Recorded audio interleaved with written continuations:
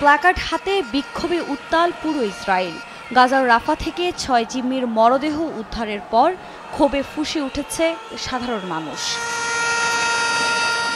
রোববার স্থানীয় সময় বিকেলে নেতানিয়াহুর বিরুদ্ধে ধর্মঘটের ডাক দেয় প্রধান লেবার ইউনিয়ন।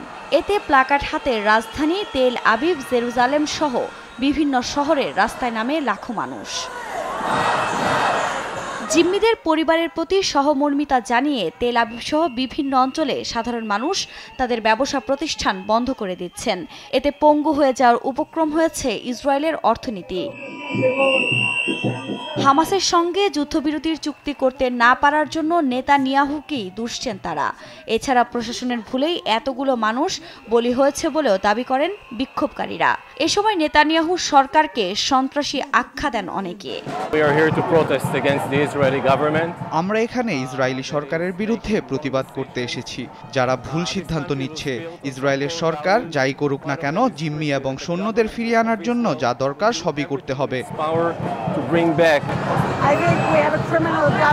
আমি মনে করি আমাদের একটি অপরাধী সরকার আছে, অপরাধী সরকার যারা শুধুমাত্র জোটের স্বার্থে জিম্মিদের খুন হতে দেয়, এবং আমাদের এমন একজন প্রধানমন্ত্রী আছেন যিনি দেশের ভালোর কথা ভাবেন না, শুধু নিজের ভালোর কথা ভাবেন।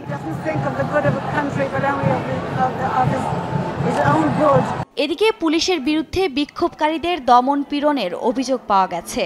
বহু আন্দোলনকারীকে গ্রেফতারও করেছে তারা। তবে যুদ্ধবিরতির চুক্তি বাস্তবায়ন না হওয়া পর্যন্ত রাজপথ না ছাড়ার করা হুঁশিয়ারি দিয়েছে বিক্ষোভকারীরা। পরিস্থিতি এতটাই ভয়াবহ যে ইসরায়েলের প্রধান বিমানবন্দর থেকে বাতিল করা হয়েছে ফ্লাইট। শুধু ইসরায়েল নয়, বিক্ষোভের আঁচ লেগেছে যুক্তরাষ্ট্রেও। মার্কিন এক জিম্মি নিহতের ঘটনায় স্থানীয় সময় রোববার নিউ ইয়র্কের রাস্তায় নেমে আসেন হাজারো মানুষ। এ সময় নেতানিয়াহু বিরোধী নানা স্লোগান দেয় তারা। একই সঙ্গে দ্রুত যুদ্ধবিরতির চুক্তিতে রাজি হতে নেতানিয়াহুকে আহ্বানও জানান অনেকে। উত্তপ্ত পরিস্থিতি নিয়ে মুখ খুলেছে মার্কিন প্রশাসনও। যুদ্ধবিরতি চুক্তি নিয়ে স্থানীয় সময় সোমবার প্রতিনিধি দলের সঙ্গে বৈঠকের কথা রয়েছে মার্কিন প্রেসিডেন্ট জো বাইডেনের। তবে জিম্মি নিহতের ঘটনায় পাল্টা নেতানিয়াহুকেই দুষছে হামাস।